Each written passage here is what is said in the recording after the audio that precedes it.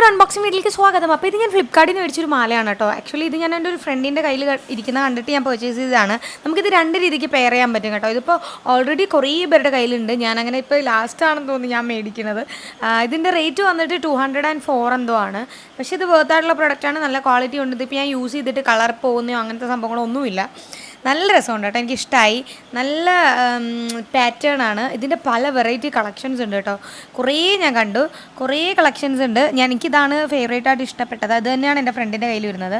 ഇത് ഇങ്ങനെ ഒരു ഫ്ലവറിൻ്റെ പാറ്റേണിൽ നമുക്ക് വെയർ ചെയ്യാം. അതുപോലെ തന്നെ ആ ഫ്ലവർ ഓപ്പൺ ചെയ്തിട്ടും നമുക്ക് വെയർ ചെയ്യാൻ പറ്റും കേട്ടോ. നമുക്കിത് വെസ്റ്റേൺ വെയർസിൻ്റെയും ചുരിദാർ സെറ്റിൻ്റെയും ഒക്കെ പെയർ ചെയ്യാൻ പറ്റും. നല്ല രസമുണ്ട് കേട്ടോ, എനിക്ക് ഭയങ്കരമായിട്ട് ഇഷ്ടമായി. അപ്പോൾ ഇതിൻ്റെ ലിങ്ക് ഞാൻ നിങ്ങൾക്ക് എന്തായാലും പർച്ചേസ് ചെയ്യാൻ താല്പര്യം ഉണ്ടെങ്കിൽ ഞാൻ ഡിസ്ക്രിപ്ഷനിൽ ഇട്ടേക്കാം. ഞാൻ അതിൻ്റെ ഇടയിൽ എന്തൊക്കെയൊക്കെയോ പറയുന്നുണ്ട്, എനിക്ക് മനസ്സിലാവണില്ല. ഇത് കാരണം മുന്നേ എടുത്ത് വെച്ച വീഡിയോ ആണ്. അപ്പോൾ കുറേ ബ്രേക്കിന് ശേഷമാണ് ഞാൻ വീഡിയോ ഇടുന്നത്. അപ്പോൾ പഴയ സപ്പോർട്ട് സ്നേഹം കൂടെ ഉണ്ടാവുമെന്ന് വിചാരിക്കുന്നു.